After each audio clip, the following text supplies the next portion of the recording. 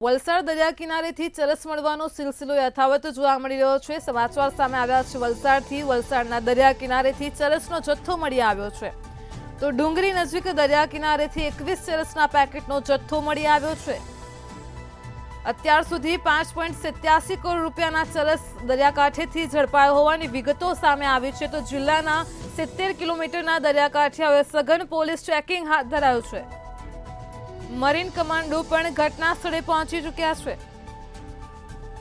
તો વલસાડમાં દરિયા કિનારેથી ચરસનો જથ્થો મળી આવ્યો છે। ગઈકાલે જ ઉડવાળાના દરિયા કિનારેથી 10 ચરસના પેકેટ મળી આવ્યા હતા।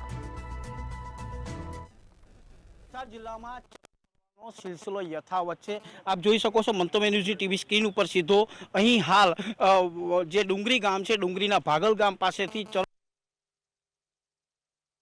સિલસિલો હજી યથાવત જોવા મળી રહ્યો છે।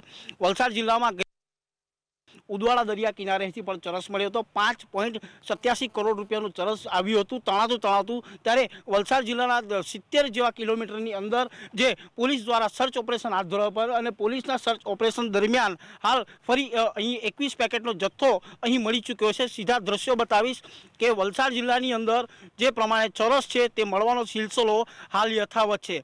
હાલ વલસાડ જિલ્લાની તમામ જે પોલીસ છે તે હાલ દોડતી થઈ ચૂકી છે। સાથે સાથે જે વલસાડ જિલ્લાના જે 70 કિલોમીટરના દરિયા કિનારા વિસ્તારની અંદર હાલ પોલીસ દ્વારા સર્ચ ઓપરેશન પણ હાથ ધરવામાં આવી રહ્યું છે। સાથે સાથે વલસાડ જિલ્લામાં હજી પણ ચરસ આગળ પણ મળી શકે છે તેવા પ્રકારની હાલ શક્યતાઓ વર્તાવી ચૂકી છે। ત્યારે વલસાડની તમામ જે પોલીસ કહેવાય એસઓજી સહિત જે ટીમ છે, જે ડુંગરી પોલીસ સ્ટેશનની ટીમ છે તે સ્થળ ઉપર આવી ચૂકી છે અને વલસાડના જે ભાગલ ગામ છે ત્યાં ફરી એક વખત ભાગલ ગામ પાસે ફરી એક વખત જે 21 જેવા ચરસના પેકેટ ફરી એક મળી આવતાની જે તંત્ર છે ત્યાં દોડતું થયું છે।